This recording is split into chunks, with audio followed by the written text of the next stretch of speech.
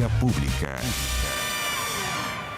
¿Cómo están ustedes? Muy buenas noches, bienvenidos a Vía Pública. Tras la viralización del video donde se produce un aparente maltrato a un menor al interior de la residencia de Carlos Antunes de Providencia, dependencias del Sename, bueno, la Cámara de Diputados decidió presentar un recurso de protección.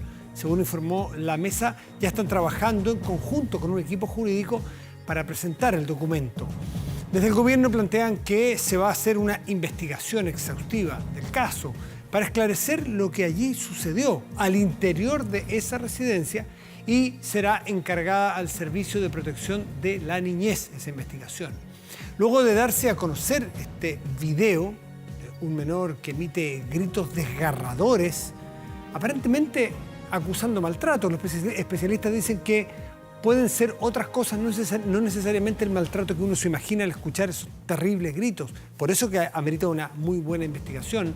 Bueno, un grupo de personas se trasladó a este lugar para realizar una manifestación en protesta por este hecho que hay que investigar para saber contra qué protestar en la eventualidad de que haya que protestar. Hay algunos expertos que sostienen que en casos como esto puede ser una agresión, sin duda que puede serlo. No se sabe de quién puede ser la agresión.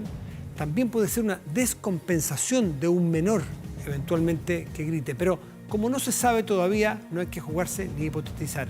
Lo que hay que hacer es investigar para salvaguardar la dignidad y el derecho de ese niño o niña, que tampoco se sabe hasta ahora qué es lo que es. Vamos a la mesa de conversación.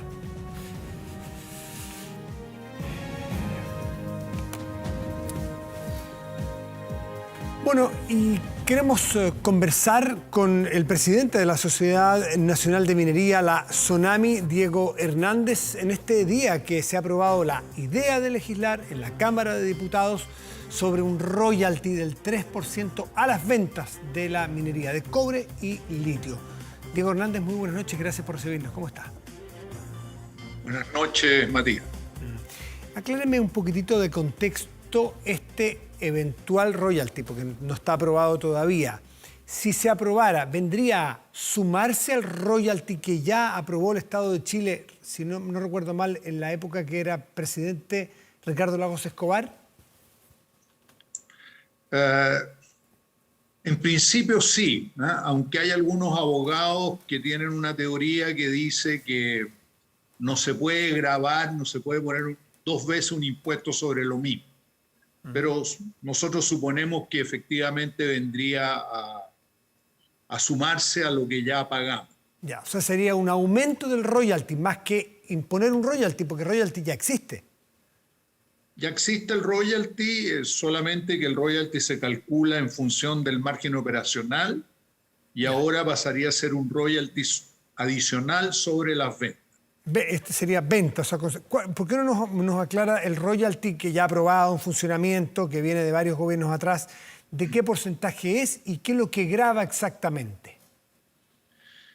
Grava el margen operacional, que es en el fondo las ventas menos los costos, pero sin considerar algunos gastos financieros, intereses, etcétera. Ok.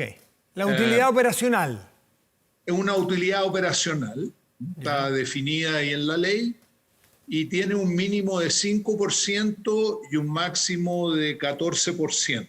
Hoy día. Dependiendo Entonces, del en la medida nivel. que el margen, si el precio sube, el margen operacional aumenta y el impuesto, el royalty, aumenta.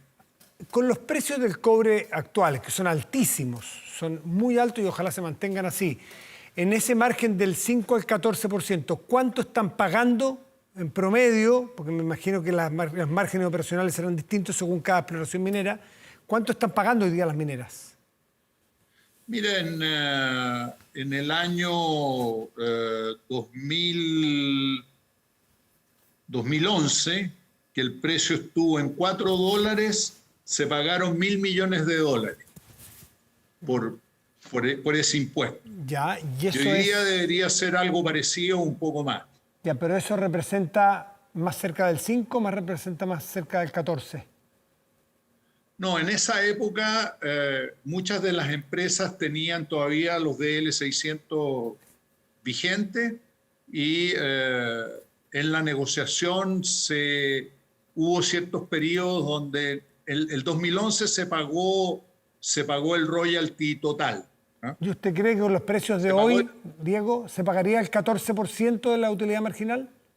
No, el 14 yo creo que se pagaría con $5, algo así, ¿eh? Y con $4 se debería pagar como el 10% por ahí.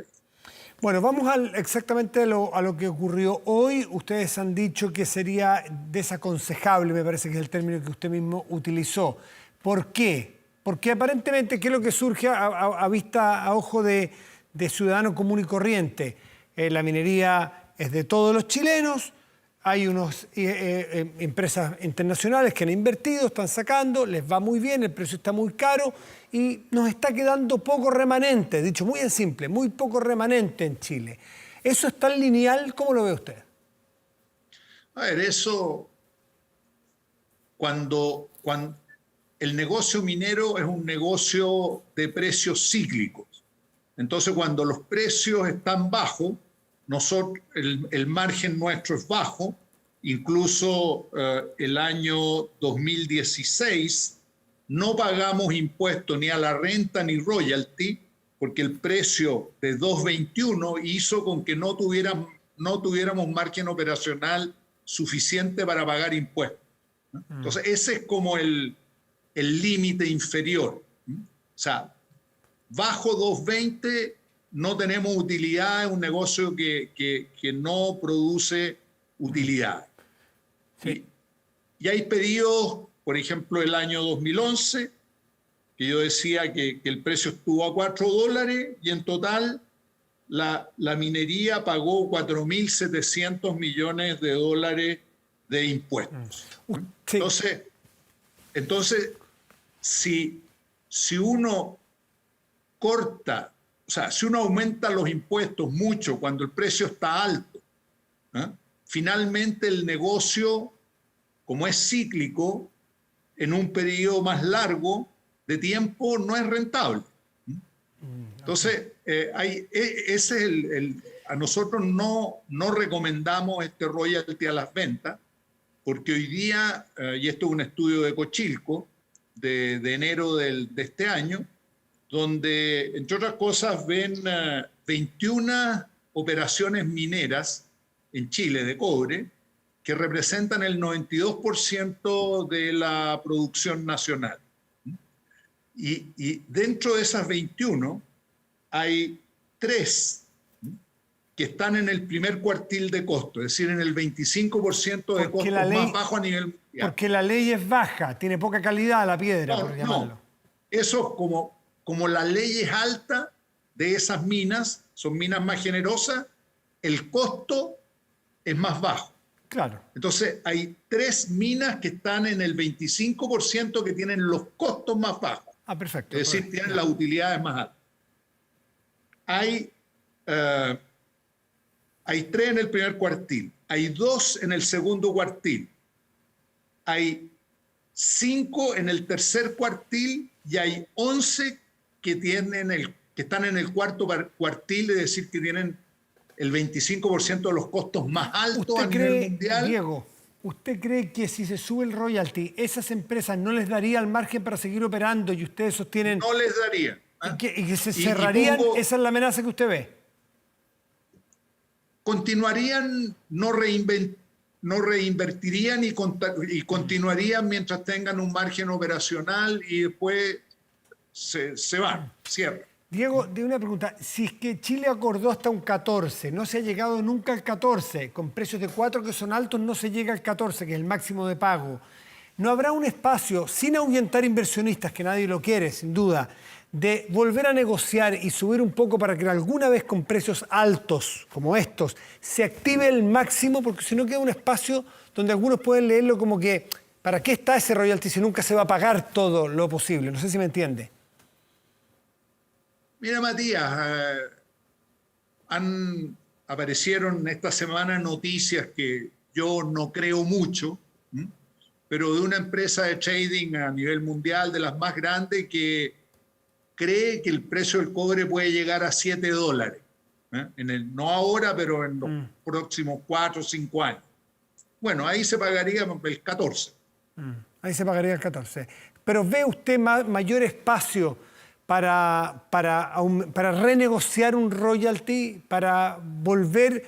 Porque a lo mejor se pueden establecer todavía espacios de negociación. Mira, todo, o sea, siempre se puede sacar una tajada más. La teoría del salame, siempre se puede cortar una rebanada más. Pero de repente se te acaba el salame y ya no hay más. Pero sobre Entonces, todo con precios a 7. El tema acá, ¿sí? Matías, el tema no es cuál es el tributo, si le pones un poquito más, un poquitito menos. El tema principal acá es un tema de visión. ¿Cuál es la expectativa que tiene Chile en relación a la minería? Y nosotros decimos que hay dos modelos. Un modelo que corresponde al siglo pasado y que empezó desde que se empezó a funcionar el teniente en 1910 hasta la nacionalización en el año 71, donde las minas eran un enclave minero poco conectado con la economía nacional, y la única expectativa que tenía el Estado y el país en relación a esos enclaves eran los tributos y las divisas. Y el interés que tenía Chile para que estas minas permanecieran y funcionaran eran por esos dos motivos. A partir del año 91 hemos construido un parque productivo. Hoy día producimos 5.800.000 toneladas de cobre al año. Es un parque productivo resiliente que ha resistido el COVID, que ha mantenido la continuidad operacional y que nosotros consideramos que es un patrimonio nacional. Y este modelo, que llamemos del siglo XXI, que empezó desde el 90 hasta ahora y que esperemos que continúe, tenemos una actividad minera que está integrada a la economía nacional, con participación de capital estatal y privado, nacional e internacional, con gran, mediana y pequeña minería, capturando la sinergia de los aportes de cada uno de ellos. Y este modelo ha sido capaz de construir el parque productivo actual, que es la principal actividad económica del país y que cuenta directamente en los últimos 15 años, pesa 12% del PIB. Y si tú quieres incluir, y hay un estudio de Cochilco que lo define, si quieres incluir el PIB que se induce con las platas que quedan acá en Chile, que se van recirculando, representa alrededor de 20% del PIB. Entonces estamos hablando de 20% del PIB. Sí. No estamos hablando de 1% más, 1% menos, de sacarle una tajadita acá o no. ¿Qué es lo que quiere el país? Quiere tener una minería potente como la que hemos construido, que va a ser fundamental para la recuperación económica del país post-COVID, o quiere tener una visión cortoplacista de sacar un royalty que, entre paréntesis, ese royalty en ese proyecto de ley no tiene un destino que está muy bien definido. La mitad iría para compensar temas ambientales en las regiones y la otra mitad iría para unos fondos regionales. Exactamente. Bueno, es parte de lo que me imagino, Diego, lo que se va a discutir. Además, falta el tema de la reserva constitucional que han puesto algunos parlamentarios, pero el tema de fondo es si es que el cobre en la estructura que usted ha planteado está entregando los recursos que Chile quiere o espera, y a su vez que mantengamos la inversión extranjera, que es lo que se necesita para seguir en esta industria. Diego Hernández, estamos recién empezando, hoy se aprobó la idea de legislar, vamos a seguir conversando seguramente. Le quiero dar las gracias por esta conversación esta noche. Que esté muy bien. Muchas gracias por la oportunidad. Buenas noches. Buenas noches, Mati. Vamos a hacer una pausa y ya volvemos, espérenos.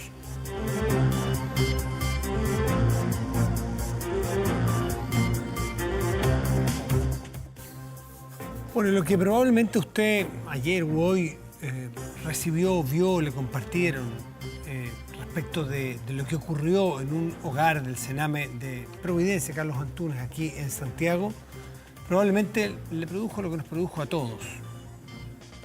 una estrechez de un dolor de estómago, un retorcijón, dicho bien castizamente. Porque algo desgarrador. Los gritos de dolor, unos gritos de angustia de un niño o niña de una edad indeterminada, en una situación indeterminada, y despierta todas las alarmas porque hay historia al respecto. Hay historias, muchas historias anteriores de maltrato en algunos hogares del Sename, pero hace falta investigar a fondo para ver si está ocurriendo esto todavía o estamos hablando de otra realidad, de otro caso, de otro tema.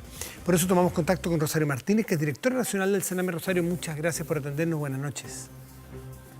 Hola, buenas noches, Matías. ¿Cómo estás? Muy bien. Es clarísimo que a todos nos pasó lo mismo, que es muy desgarrador lo que escuchamos, lo que creo que hay que ser sumamente cuidadosos con los juicios a priori, con los juicios sin todo el conocimiento. Por eso creo que nos aportes tú los antecedentes que hasta ahora tengas de lo que allí pudo haber ocurrido. Bueno, efectivamente, como tú planteas, el video y el audio que se escucha del menor es bien desgarrador y nos conmueve a todos y nos preocupa enormemente como Servicio Nacional del Menor. Ese tipo de hechos no deben ocurrir y cada vez que si tenemos conocimiento de algún tipo de evento de este tipo, lo que primero que hacemos es efectivamente levantar investigación sumaria internamente para poder identificar si efectivamente lo ocurrido, la intervención de los equipos mismos, ¿cierto?, frente al hecho, están ajustados al protocolo dictaminado en el fondo por el Servicio Nacional de Menores. Y por otra parte también, en el fondo, entregamos todos los antecedentes que pudimos recopilar al Ministerio Público para que efectivamente se haga una investigación y se pueda esclarecer los hechos ocurridos. Podemos estar, Rosario, en los extremos, en el extremo de que este niño está siendo agredido por alguien, o el otro extremo que el niño haya estado, o niña, haya estado solamente gritando en una eventual descompensación. Algunos expertos han hablado de eso. La pregunta objetiva que nos podría ayudar a empezar a esclarecer, ¿este niño apareció, amaneció o está herido? ¿Tiene huellas de golpes de un tercero? No, los antecedentes que nosotros hemos levantado hasta el momento se trata de un evento de descompensación conductual severa de un niño. El menor hoy día fuimos a hacerle comprobación de lesiones, no presenta lesiones físicas en el fondo de acuerdo a su informe. Sin embargo, todos esos son antecedentes que es necesario entregar por la gravedad del audio, ¿cierto?, que se escucha del menor. Nosotros estamos, en el fondo, la información que sabemos, lo que sabemos hasta el momento es que efectivamente el menor tuvo una descompensación conductual que activó... Disculpa, Rosario, yo no soy experto ni psicólogo, ¿qué significa exactamente una descompensación en un caso como este? ¿A qué te refieres? Bueno, es difícil hacer la analogía, ¿cierto?, con los propios niños. Pero es en el fondo cuando ya el niño, su rabia, su frustración, en el fondo va generando una escalada de acciones violentas, en el fondo su conducta va modificándose a acciones violentas por distintos motivos. Hay veces que es por una visita fallida que estaban esperando con ansia, a veces que es por un proceso de la intervención reparatoria, que se tocó un tema muy sensible para él que lo dejó muy angustiado, o a veces como el caso que conocemos hoy día, que fue simplemente por una no autorización de salida ese día al menor. Ya. Eso partió, el niño como... no le dieron autorización de salida, él tuvo una escalada conductual que se complejizó y ahí escuchamos los gritos. ¿Ese grito alguien estaba sujetándolo, alguien estaba pegándole o estaba solo desahogándose, por así decirlo, en esos gritos que escuchamos? Para tratar de entender. Esos son hechos que hay que enclarecer un poquito más con la investigación y con la pesquisa, ¿cierto? Y las entrevistas a los distintos actores que ahí estaban. Nosotros, la información que levantamos son del equipo, ¿cierto?, técnico y el equipo que estaba en la residencia en ese momento. Pero es necesario también poder, en el fondo, levantar el testimonio, ¿cierto?, del personal policial que se encontraba en el lugar, de manera de poder ir descartando en el fondo si se ocurrió o no un hecho ¿Y constitutivo qué de dice delito. el equipo que trabaja en ese hogar y qué dicen otros menores en los primeros testimonios que entregan? Bueno, esto ocurrió, todos los menores, salvo estaban ya acostados, durmiendo. Entonces los menores no son testigos del evento, salvo en el fondo quizás escucharon lo mismo que pueden haber escuchado los vecinos, estaban durmiendo en sus piezas. Y los equipos técnicos lo que relatan es que efectivamente este menor empezó a tener esta conducta, empezó a insultar a los educadores, a los cuidadores en el fondo de la residencia por no haber tenido la autorización. Lo que después el niño sale de la residencia al jardín y se sube al techo. Ya en el techo empieza a tirar piedras, a tirar palos en el fondo, y lo que genera para nosotros una activación del protocolo, ¿cierto? Y la llamada a salud para que concurra al lugar y proteger, ¿cierto?, la integridad física del niño y de terceros que eventualmente podrían ser afectados por esto. ¿Ocurrió eso? No, hasta donde entiendo, no llegó el equipo médico, sí llegó Carabineros, que fue llamado por el personal.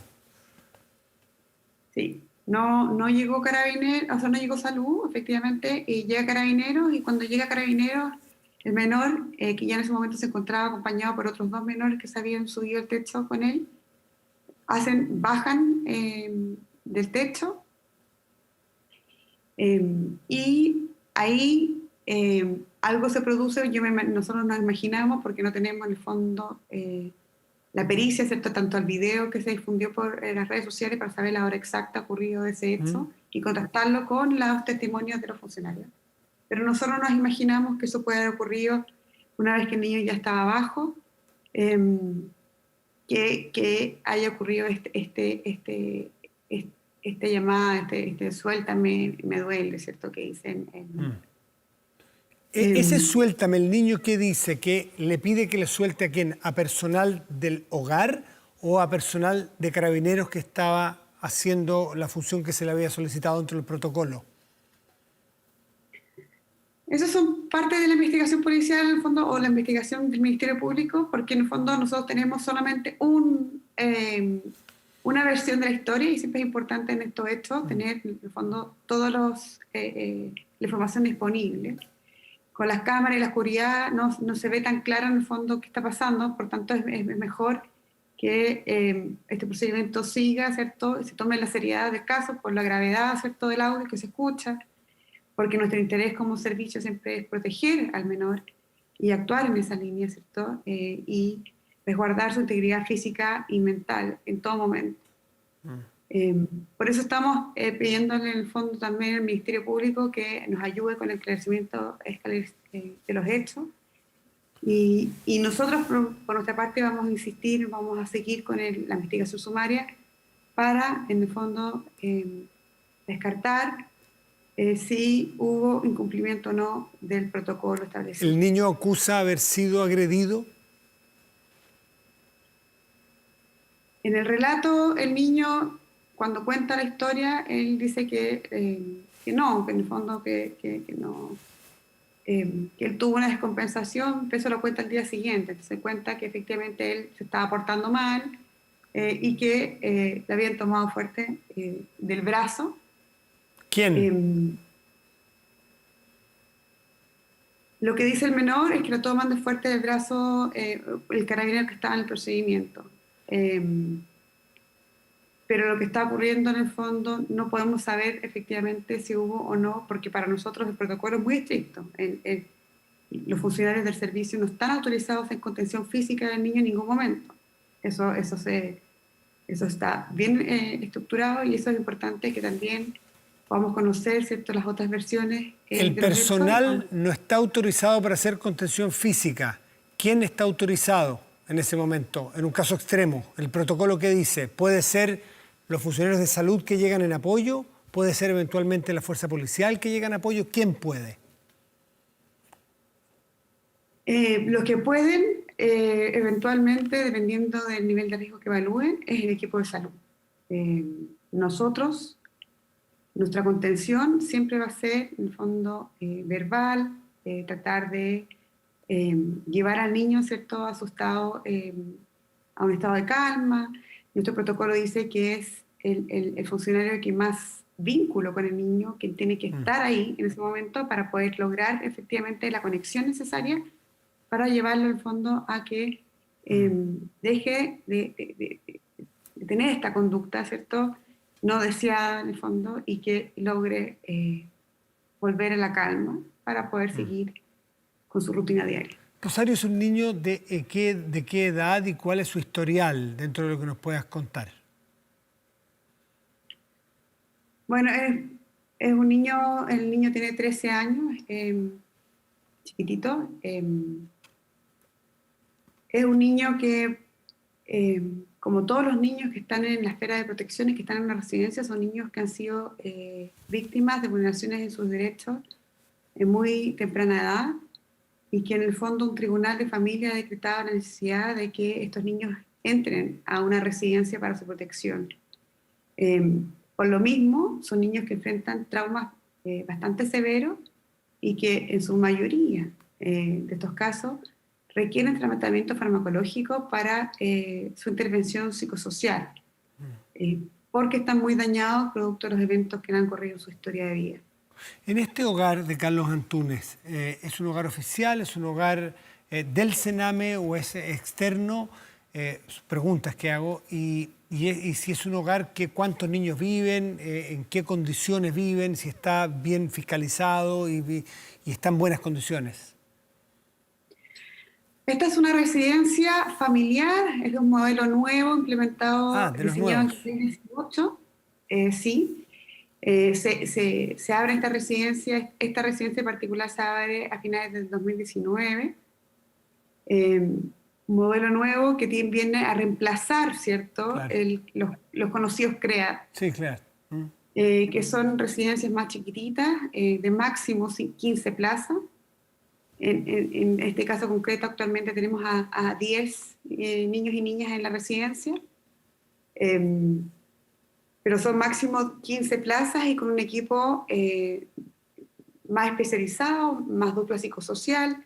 Son 26 funcionarios que trabajan en esa residencia, acompañando el proceso de intervención en sus distintos ámbitos, ¿cierto? Desde la dupla psicosocial, ¿cierto?, el psicólogo, el trabajador social, terapeutas ocupacionales. ¿Y estaba todo funcionando en regla, todo estaba bien, está todo dentro de lo que ustedes esperaban y esto es un accidente, por así decirlo, dentro del funcionamiento, o ustedes habían visto que algo no estaba funcionando bien en este hogar?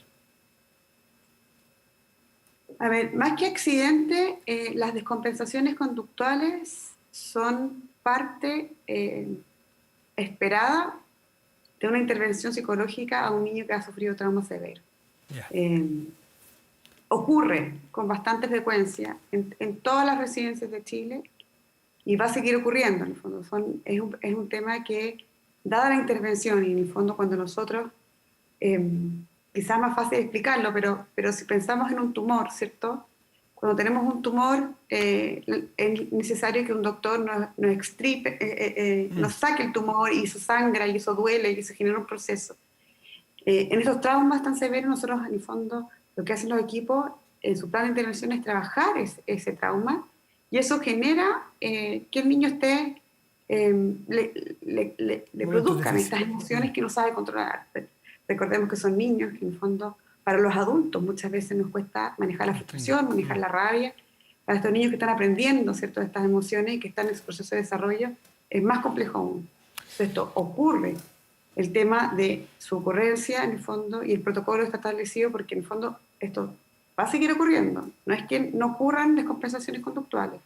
Lo importante es cómo se va trabajando todas las etapas del proceso, cómo se va estableciendo, ¿cierto?, la dinámica familiar interna en la residencia, cómo los educadores o los adultos, ¿cierto?, que están ahí, van cambiando sus roles en función de quién puede llegar a mejor conexión, cómo se protege al resto de los niños en la esfera para alejarlos, ¿cierto?, de la situación y evitar que corran algún riesgo. Esos son, y en ningún momento, ¿cierto?, la contención física de un niño. Está totalmente prohibido como la interacción. Siempre es verbal, conectándose, buscando, ¿cierto?, algunas cosas que se han Claro, trabajado en procesos anteriores. Sí, son tratamientos particularmente difíciles, sensibles y pueden ocurrir estas cosas. Rosario Martínez, directora nacional del Sename, te quiero agradecer por esta conversación que aporta bastantes antecedentes, pero también a la espera de una pronta investigación, sumario, como sea, para que seamos justos también con nuestros juicios públicos a un hogar que tenemos un solo antecedente. En una de esas se condena a profesionales que están haciendo un trabajo. A lo mejor hay errores, a lo mejor hay delitos, pero a lo mejor no. Y anticipar juicios puede ser muy dañino para el propio niño, para el resto de los niños que viven ahí, para un sistema que se está creando y para los profesionales que allí trabajan. Muchísimas gracias, Rosario. Gracias a ti, buenas noches. Muy buenas noches. Hacemos una pausa y ya volvemos. Espérenos.